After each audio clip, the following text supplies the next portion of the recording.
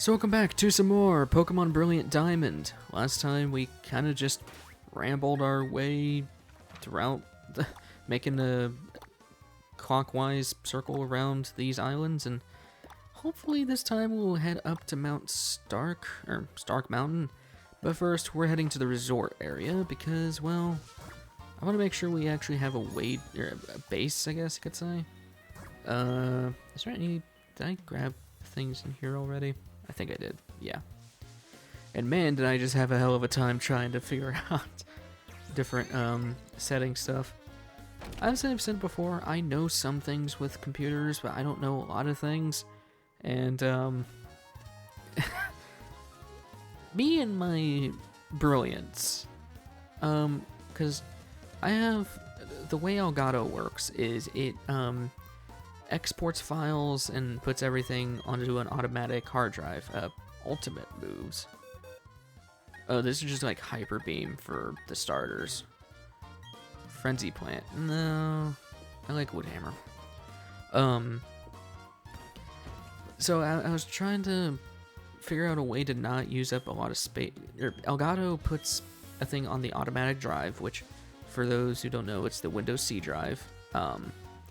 And that's what I used to get all the raw footage. And then once I get the raw footage, I'll make sure it's fine and then transfer it over to the solid state, where I will grab the video from the solid state drive, put it into the editor, export it into the solid state drive, and delete the raw footage. What I was wanting to do, because my C drive was getting full up, and I think it's because I was messing around with I just have a lot of games installed on that drive, and I recently installed OBS Studio, so I think that had something to do with it. So I had like only 83 gigs left, which may sound like a lot for a lot of people, but I don't feel comfortable with less than 100 gigs for Elgato, because the for some reason it does this weird thing. I think it's just because it takes screenshots throughout the recording. It'll start losing space on the C drive when you're recording, and I've had it go down as low as like 50 gigs, and I really don't feel comfortable with that. And don't worry, that's not like a bad thing. It's just when you delete those like screenshots and stuff, then it's fine. It goes back to where it was. It's just a weird bug, I think. I don't know the specifics, but in an attempt to not have to delete all of the games I have on the C drive and reinstall them on the D drive, which has a terabyte of space, and you're probably saying, it's like, why would you ever put games on a hard drive? Look, I don't have a choice. I don't want to put games on an external solid state because I don't know if it's a bad thing or not, so I just don't try it. I'd rather just trust the hard drives that are installed onto the computer itself. So, and they've been fine. Like, load times are not really a problem. I don't really care. So I in Elgato swapped all of the video stuff to the D drive, because it had like 500 gigs. And I'm like, man, this is going to be so good. I'm going to have so much space, I will never have to worry about it again.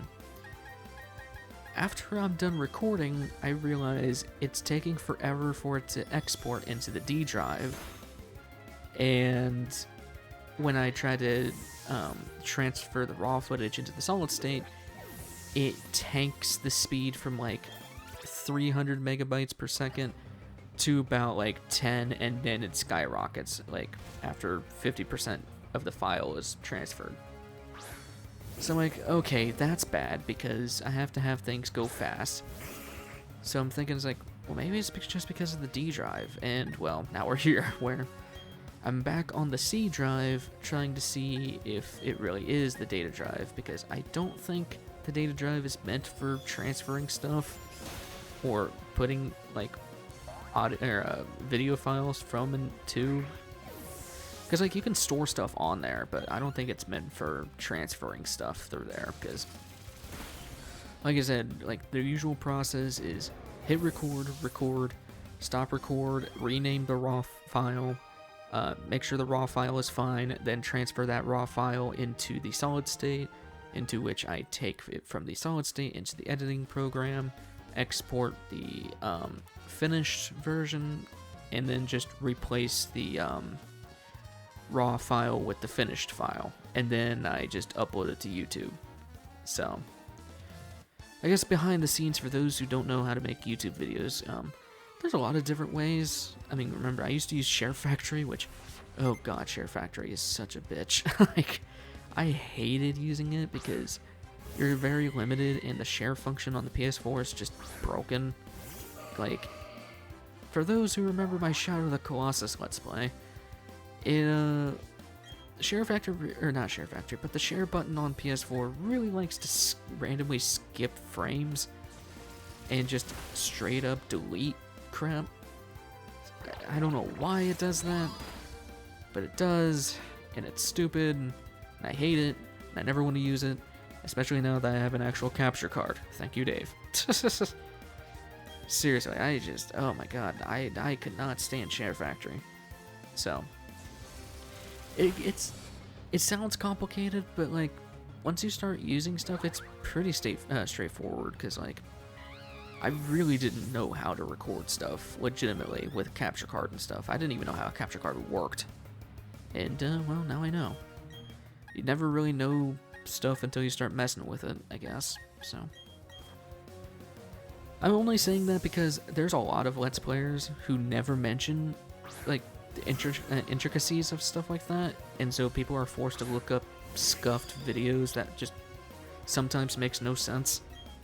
And, I am one of those people who fumbled around until I got something that I liked, and of course it's always going to be something that you like for yourself. I can't tell you what you should do for your videos because it's, you know, it's your process. But for me, I like things being very streamlined and simple, and you know, because like for example, and I'm not at all bashing on his setup, but at least the most recent how to record Let's Plays video from Steven Plays. Dear God, like, because when you're a beginning YouTuber, that video is so complicated for those who know nothing about audio-visual stuff. And it's just, like, and, you know, the dude went to college for that, so I can't exactly fault him, and I'm not going to, because, like, it works for his stuff.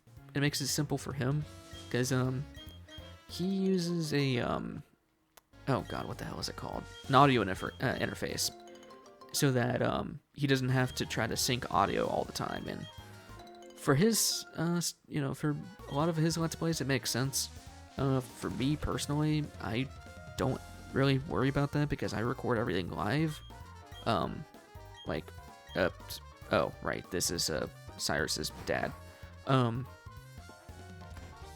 like, I just use the audio thing that's in the Elgato capture software, so it's not really a problem for me, although I do realize some issues where it's like, if there's something in the background, or if I bump into my desk or something, then I literally can't do anything about it, because both of the audio, like all the audio is onto one track.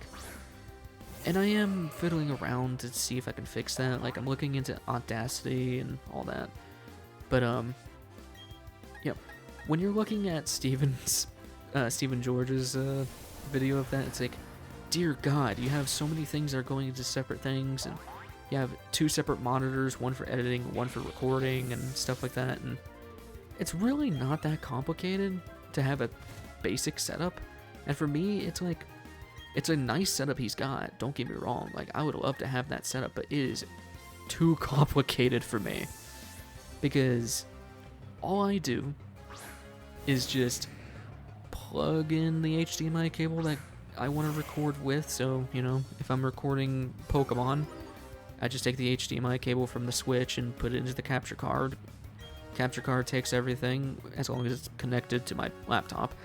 Laptop gets everything, and boom, I have the audio and the video on my computer. All I have to do is just organize it and edit it and finish it and upload it. And I'm pretty good with organization, because I cannot stand having stuff disorganized. Cable management is a different situation, but why am I trying to fish here? But all I'm saying is, like, for those who are just starting out, don't worry about how other people's setups are, because it's a very personal thing for a lot of people. Like, some people do things a different way, and, you know, I probably do it in the simplest way possible. That's gonna bite me in the ass later, but even still, like, oh, I remember this fight. One of these assholes has a Salamence, so I'm gonna heal. But yeah, just look into it yourself, see what you think would make sense for you, and just go with it. Because you never know it until you try something. Because like I said, I started with stupid Share Factory, and it was really bad. And if you remember my early videos, like, I had a damn camcorder, so it was not great. It was I was very young. I was like 13, so give me a break. Very, very long time ago. But besides that rambling, I mean, that's kind of what these videos are meant for. They're not really a instructional thing like Persona is. God, I'm really running out of SP, Jesus. Running out of PP.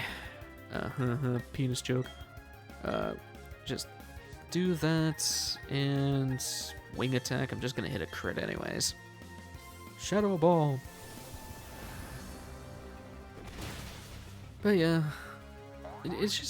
it's weird how fast this Let's Play is going through, because, like, I don't know, it really did feel like this was gonna last as long as Assassin's Creed, but, like, I guess it just really overestimated how long Pokemon actually is. Well, at least Diamond and Pearl is.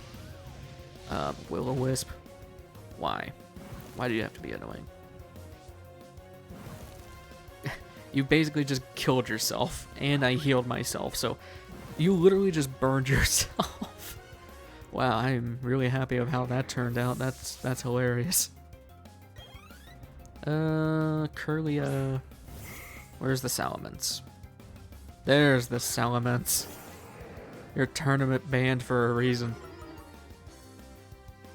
Anyway.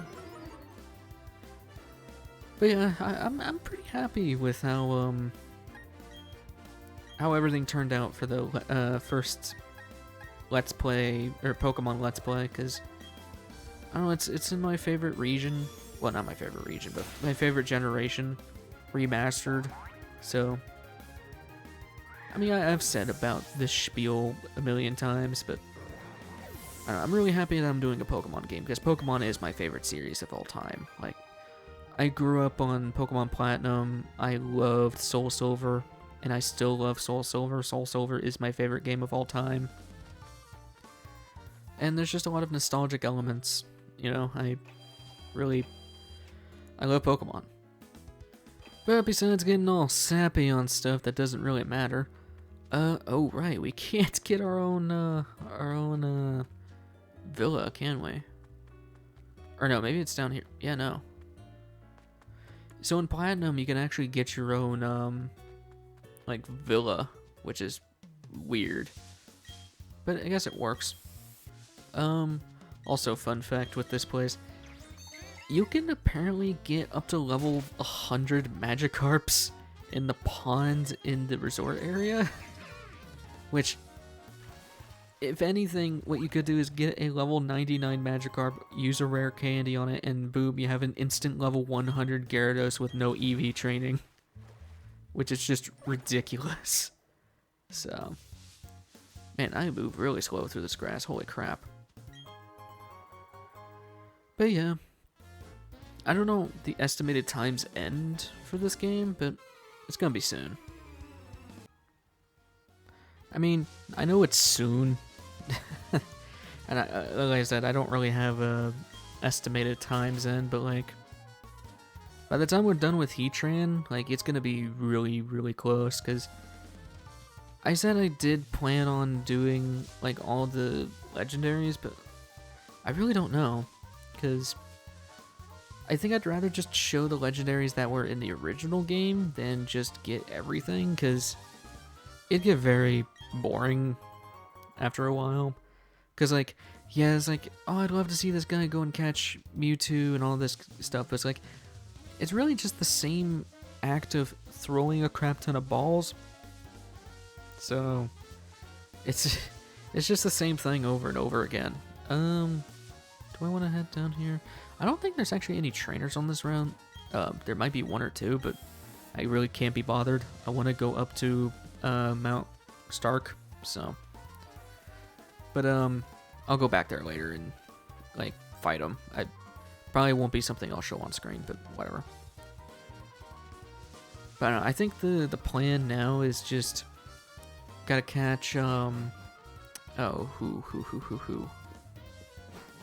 Houdini. I'll probably show Regigigas because he's, you know, he's in the game. He's in Snow Point City. What is it?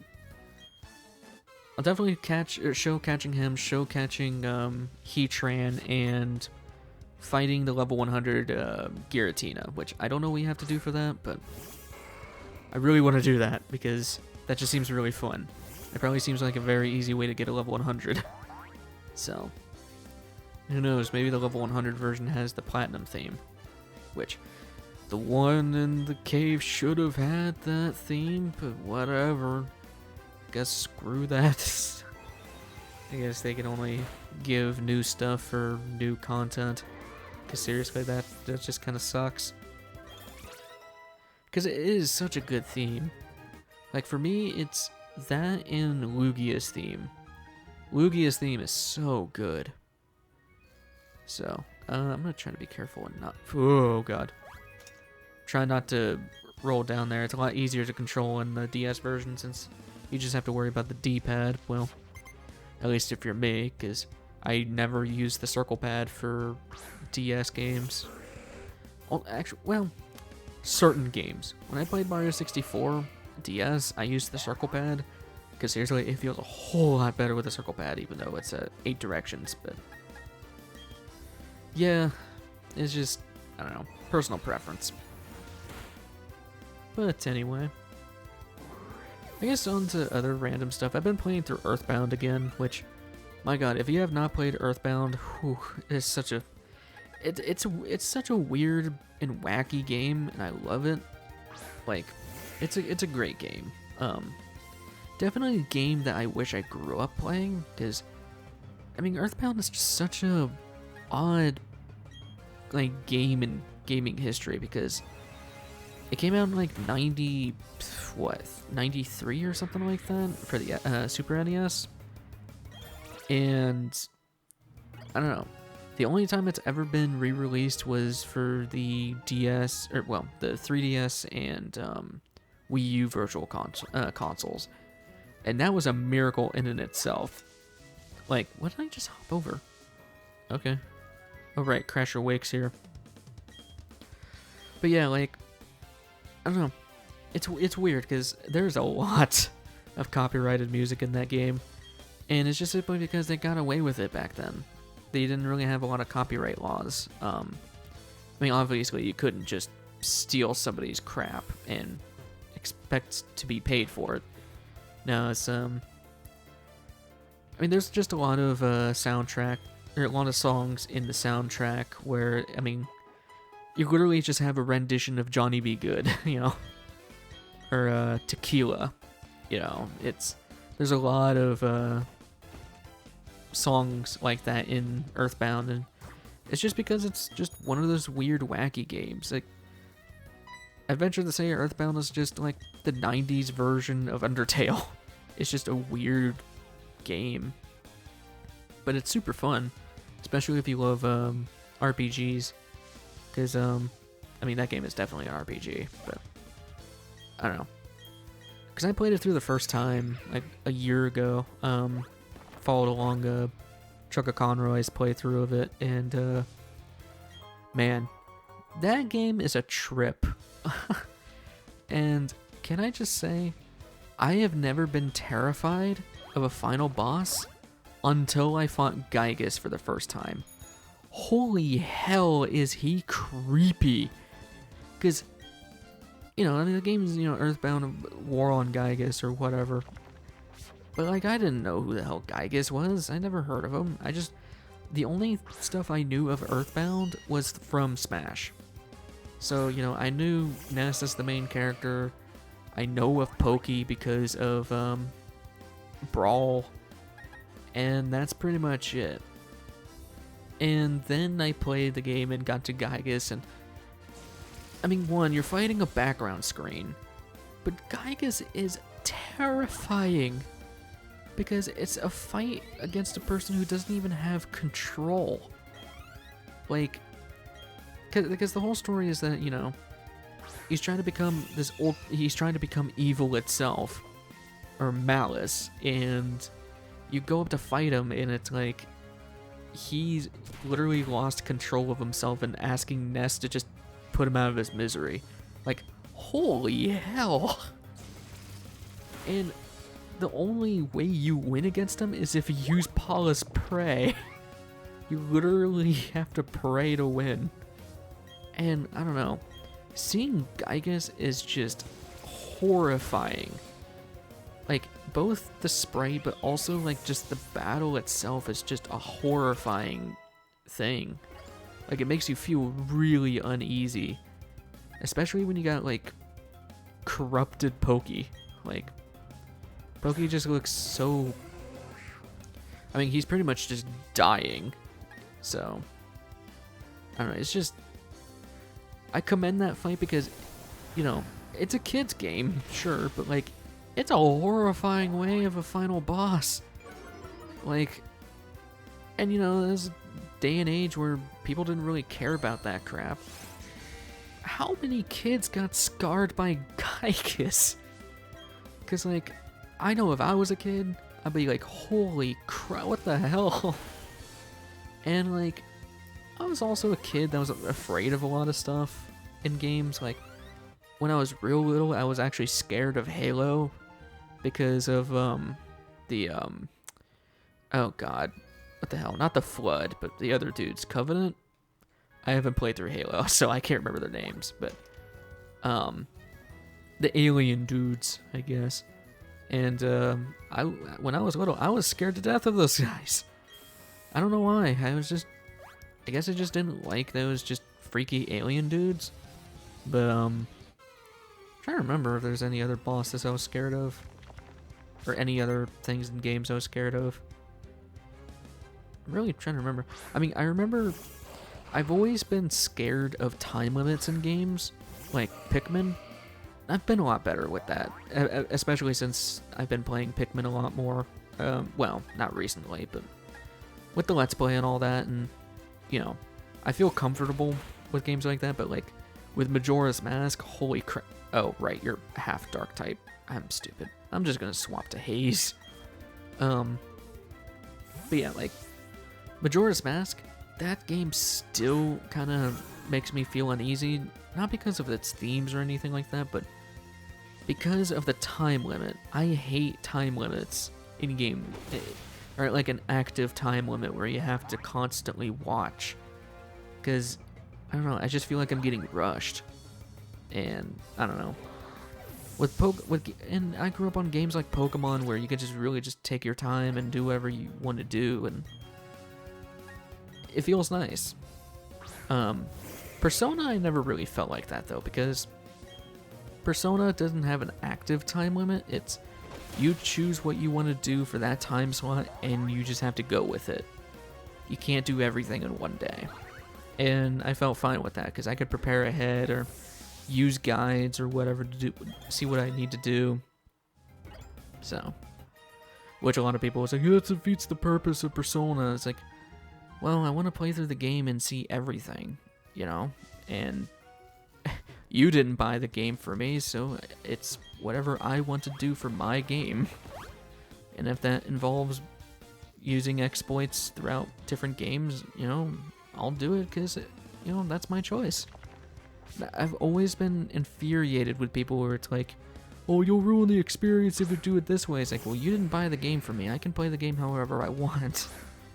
You know, like, every person's experience with a game is their own experience, and they get, if they have the option to choose what they want to do, they have the option.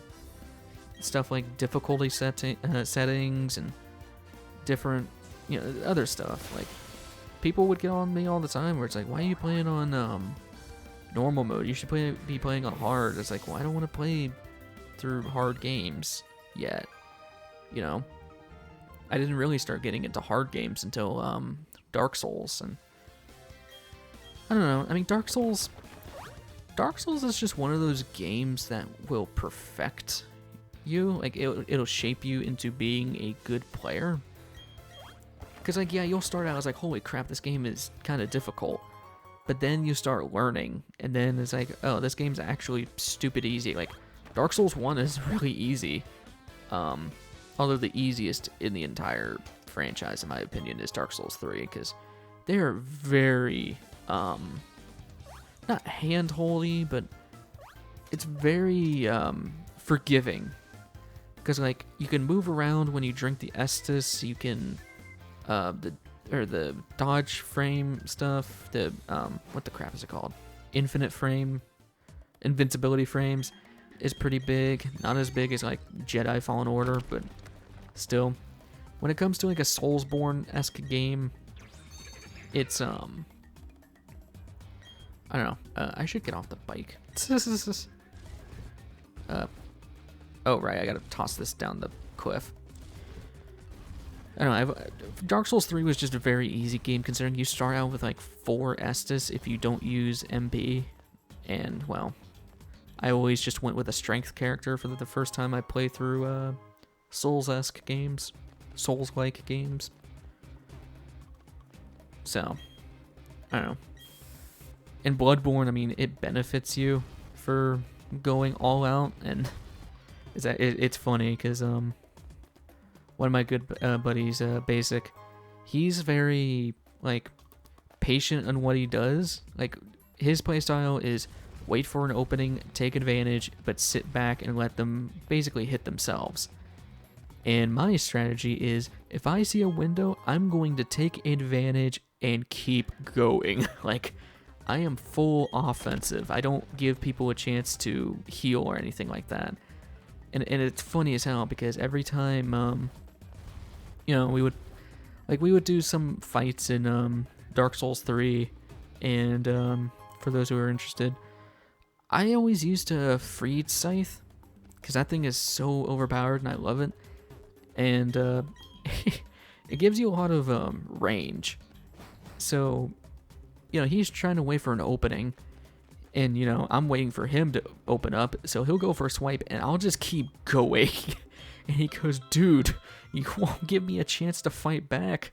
Like, yeah, I won't, because that's just how I play. If I see an advantage, I'm going to take it and keep going. I'm a very offensive player, and whenever Bloodborne came out, it's like, the game is stupid easy for me, because it benefits you if you are a very offensive player. Wow, for Basic, you know, he was having trouble because a lot of the enemies are very aggressive, and those enemies don't really give you a lot of openings, like Cleric Beast, you know. And they do leave openings, but, like, not long enough for people who are cautious of what they do to realize, you know, or not realize, but to take advantage of. Also, these guys are assholes because the fake out. Thank you for killing the Tie Rogue. I'm gonna have to heal though, that's annoying, but whatever. Whatever. Actually, I think I moved first. Even though Dodrio is stupid fast, I'm gonna try to go for it. Oh, you went for the Claydol. Cool. Well, that's another free kill. Because my special attack stat should be overkill. I don't know. I don't know if you guys would ever like to see a Dark Souls playthrough on the channel. I've thought about doing it. I streamed it a while back, but doing an actual Let's Play of it would actually be fun. Gives me an excuse to play through Dark Souls again. Yeah, okay, I figured. Oh, you lived on 1 HP. Cool. Haunch Crow. I'm just gonna go for Dazzling Gleam. I'm not gonna spend the time to heal because that Haunch Crow is just gonna try to one-shot me anyway. As long as the Claydol does something in terms of damage against the Marowak, we should be fine. I don't know how Oracle's been staying alive this long anyway. Ancient Power. That's making me realize I've been using Oracle a ton. I apologize for that, but I'm trying to get his level up there, and yeah, no. This is what I love about the AI in Pokemon games, where they'll just do random shit for no reason. I haven't seen much of Bonsai. We've only used Bonsai for like one Pokemon. Actually, it was up against the Giratina, so that's a yikes. I'm just gonna crunch the Marowak. I'm not really scared of the Fearow. Yeah, like we're pretty tanky.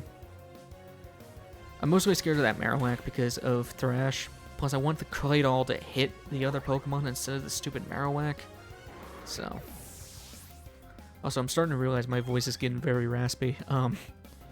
This is the same, oh, Breloom, hello. This is the same recording session from, both last episode and the episode before that. So, well, yeah, Pokemon. For Pokemon, at least. So, needless to say, my voice is, starting to die on me. But, it's fine. For once, he actually used a good move against a fighting type.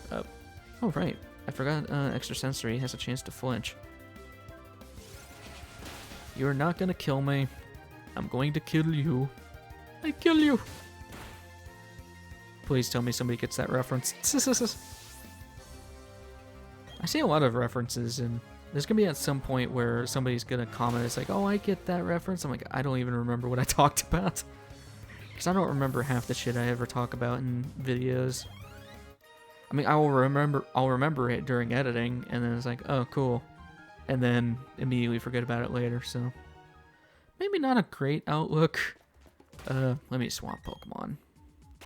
Maybe not a great outlook on everything, but it's fine. What's up here? Oh, that just... I hate Stark Mountain. And it's just because, like, it's a huge area. Can I not... oh my god. It's a huge area, and it's just annoying. Actually, I don't want to push that down, because I can go up there and push that down, and so it's never in anything's way. So, I'll probably try to grab that item down on the left side and end it off there. Oh, there was nothing I could have done anyway. Unless if that's a pushable rock. Nope, that was completely pointless. Tss. Great. I'll grab this item on the right and then I'll end things off because we are going to start heading up. Oh, right. That's another thing I hate. When you first go through here, you can't use Rock Climb because screw you, Buck. Like, seriously, a B-Barrel should be big enough to carry 2 people, but alas, it is not. But anyway, I guess that's a good place to end things off here, especially next to a double battle. So, next time on Pokemon Brilliant Diamond, we'll hopefully make it up to Heatran and catch him. So, I will see you guys in the next one. Take care.